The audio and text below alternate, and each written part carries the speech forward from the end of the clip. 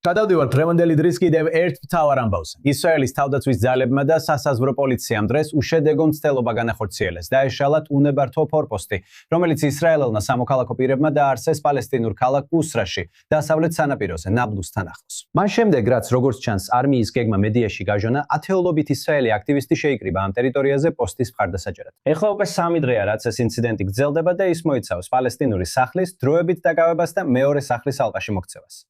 ეს შემთხვევა მოხდა პალესტინური სახლის მსგავს უკანონო დაკავებას, რომელიც რამდენიმე კვირის წინ მოხდა ახლომდებარე ქალაქში. ასევე ძალადობის მკვეთრის ზრდა და ისრაელის სამოქალაქო პირების მიერ სადავო ტერიტორიაზე პროვოკაციული ქმედებების მზარდი სია. ჩვენთან ერთად არის დანიელა ვაისი. ის ნახალათის დასახლების მოძრაობის ხელმძღვანელია და ასევე ქედუმიმის ყოფილი მერი. მადლობა რომ შემოგვიერთდით ამ სალამს. მან ხაზგასმით აღნიშნა, რომ ქუსურაში განხორციელებული ქმედებები არ იყო ავტორიზებული და რომ როგორც სამოქალაქო პირები, ასევე ნებისმიერი უსაფრთხოების თანამშრომელი, რომელიც უკანონო საქმიანობაში მონაწილეობდა, პასუხისგებაში მიეცემა. მაგრამ ვიდეოებიდან ჩანს, რომ ესენი არიან მხოლოდ ახალგაზრდა ბიჭები, მამაკაცები, ალბათ თინეიჯერები.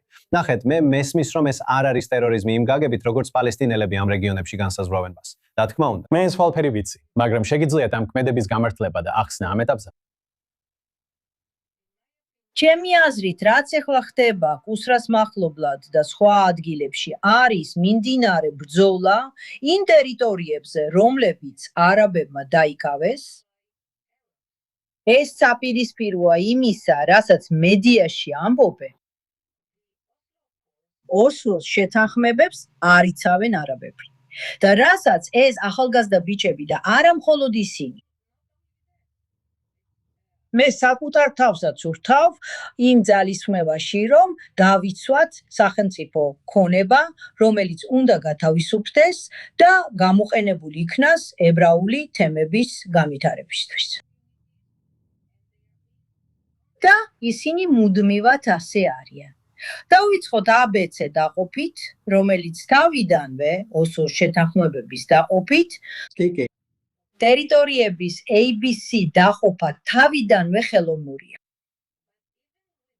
მაგრამ ამ ხელოვნური დაყოფის შემთხვევაშიც კი ტერიტორიაზე C ქონებას ითვისებენ არაბები.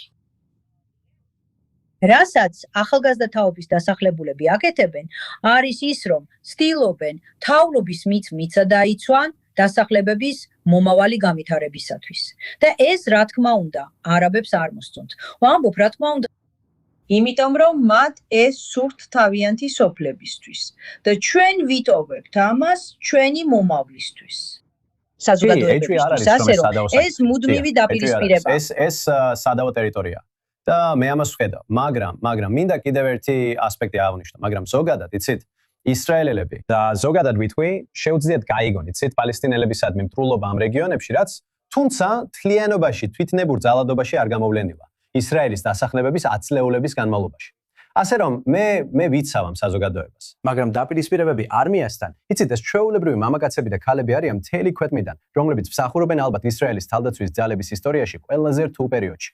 საგზაო ბლოკპოსტები, იცით, დაპირისპირებები მათთან. იცით, ჩვენი საკუთარი ხალხის წინააღმდეგ დაპირისპირება ჩემთვის და ისრაელის უმრავლესობისთვის მიუღებელია. მე ვიტყვი ამ ამბის ალბათ ყველაზე მიუღებელ ნაწილზე. ალბათ უფრო გყოფს ჩვენ ვიდრე პალესტინელების დაშინებას ემსახურება. როგორ უპასუხებდით ამას? გეტყვით, როგორც ადამიანი, რომლის ოჯახიც არმიის ნაწილია, ანუ ჩემი ოჯახის წევრები ოფიცრებად მსახურობენ. ხო. და ჯარისკაცები არმიაში. ჩვენ სახლშიც კი სუფრასთან ჩემს შვილთაშვილებს დედები ეუბნებოდნენ, რომ მათი მამები სირიაში არიან. სანერვიულულო არაფერია. როცა ამაზე ვფიქრობ, სირია ადრე ყველაზე საშიში მტერი იყო. გულისხმობ, რომ ჯარსა და დასახლებულებს შორის დაპირისპირების შექმნა ძალიან ხელოვნურია. ჩვენ ერთნი ვართ. ჩვენ ვართ ჯარი, ჩვენ ვართ დასახლებულები, მაგრამ ეს არის ამ ყველაფრის შედეგი. ეს მოვლენა. და მე ეს ვიცი. ნახეთ, ამ ტერიტორიებზე მცხოვრები ადამიანები, თქვენი ოჯახიც ჩათვლით, ვიცი რომ ძალიან მაღალ დონეზე ემსახურებიან. ისინი ისრაელის გმირები არიან და ამჟამად ამაში ეჭვი არ არის. ძალიან მოტივირებულები არიან, რომ ემსახურონ ქვეყანას. და ეს არის ის, რითაც თემები სამართლიანად ამაყობენ. ასე რომ, მაგრამ სწორედ ეს იწვევს დაძაბულობას. ამიტომ მე ვფიქრობ, რომ მკვლობა დიდ შეცდომას უშვებს, როცა გარკვეულ ფორპოსტებს აიძულებს. მადლობა ღმერთს, ბოლო 2 წლის განმავლობაში დასახლებულების რაოდენობა მნიშვნელოვნად გაიზარდა, მადლობა სმოტრიჩს, ისრაელ კაცსა და ნეთანიაჰუს. მაგრამ ჯერ კიდევ მიმდინარეობს დებატი ბ-ზონის შესახებ.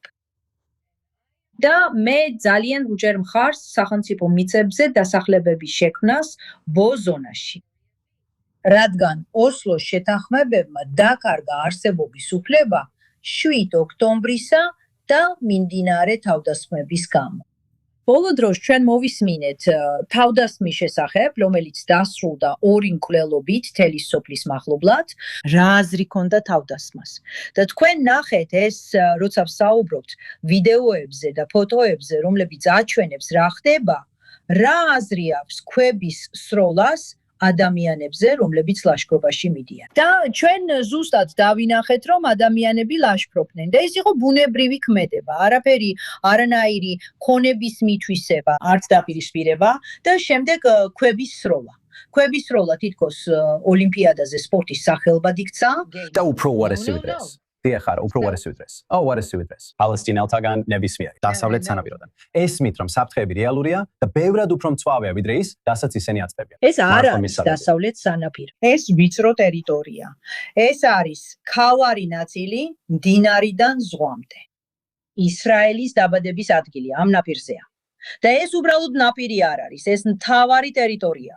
ეს ბიბლიიდან ბეთ-ბეთელია ეს არის. კი, მე ვიტანებ ამ ტერმინს როგორც საერთაშორისო აღიარებულს, მაგრამ რა თქმა უნდა, მათი რიტორიკა ამას მოიცავს. ბევრად უფრო მეც ვიდრე იმას, რასაც ჩვენ გულისხმობთ როგორც დასავლეთ სანაპიროს, რა თქმა უნდა. დანიელ ლევაის, მადლობა რომ იტარებთ. რო ვიყავით ჩვენთან ამ თემაზე. მადლობა თქვენი შეხედულების გაზიარებისთვის. მნიშვნელოვანია რომ სოფლიო ეს მოისმინოს. მადლობა. მადლობა. ამ თემას სტუდიაშიც შევიდანოთ და ჯონათან გულისხმობ პოდით 1000. დახე, დასავლეთ სანაპიროზე ახლა ებრაელების მიერ ჩადენილი ძალადობა, იცი, როგორც არ უნდა იყოს ეს გამართლებული თუ არა. ეს ახლა ისრაელს ძალიან ცუდ პრესას უქმნის, კრიტიკა გულისხმობ. მას ეძახიან ებრაულ ტერორს. თუნდაც ბრედ სტივენსის მსგავსი ადამიანებიც კი იცი, რომლებიც ყველგან ჩვენს მხარეს დგანან. აღწერე ეს სირთულე, პოტენციური გამოსავლები და რისკი იმისა, რომ რაღაცა მსგავსი შესაძლოა სამოქალაქო ომისაც კი იცი, ესეთ არენაზე ისრაელისთვის. ეს უკიდურესად რთულია. ოსლოს შეთანხმებიდან 34 წელი გავიდა. უნდა ვთქვა, რომ ზოგ საკითხში დანიელასთან ვეთანხმები, რადგან შეთანხმება არსებობს. და ამ წლების უმეტესობაში პალესტინელებმა ის ფაქტობრივად გაანადგურეს, მაშინ როცა ისრაელი თვალს ხუჭავდა. და ეს რეალობა ახლა იცვლება. რასაც ახლა ვხედავთ, არის ის, რომ პირველად ისრაელი რეალურად პასუხობს. ზოგიერთი მათგანი ინსტიტუციურია. აშენებენ ბევრ ახალ თემს და ცნობილ ან სკანდალურ ფერმებს თქვენი შეხედულებისამებ. ისინი ძალიან მნიშვნელოვანია ტერიტორიის ფაქტობრივად დაკავებაში და არაბული დასახლებების, განსაკუთრებით არალეგალური დასახლებების გაფართოების შეჩერებაში, C და B ზონებში. და რასაც ახლა ვხედავთ, ეს არის დაპირისპირებების გამწვავება. ახლა იუდეასა და სამარიაში არსებობს სტრუქტურული პრობლემები, ისრაელის სტრუქტურული პრობლემები. პირველი და მთავარი ისაა, რომ არ არის საკმარისი სამართალდაცვა.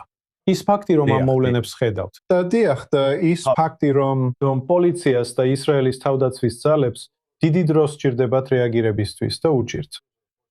ეს არის პრობლემა, რომელიც ფიქრობ არც ერთ ისრაელ გადაწყვეტილების მიმღებს არ უნდა გაუკვირდეს. უნდა იყოს ბევრად უფრო ძლიერი სამართალდაცვა, ძირითადად პოლიცია, რომ გაუმკლავდეს ისრაელ მოქალაქეებს და ისრაელ თვითმარქვია დამსჯელებს. და მე კატეგორიულად ვგმობ ნებისმიერ ისრაელელს, ვინც უკანონო ქმედებებს ჩადის, მაგრამ განსაკუთრებით მათ, ვინც ისრაელის უსაფრთხოების ძალებს ემუქრება ან თავს ესხმის. ეს ზუსტად ის ბოლო რამაა, რაც მათ უნდა აკეთონ. და ვფიქრობ, რომ ეს ლაკას ატენებს სხვაგვარად კანონმორჩილ მამაც და პატრიოტ მოქალაქეებს. შთაბეჭდილებას, რომ სინამდვილეში ისინი ამას არ იმსახურებენ.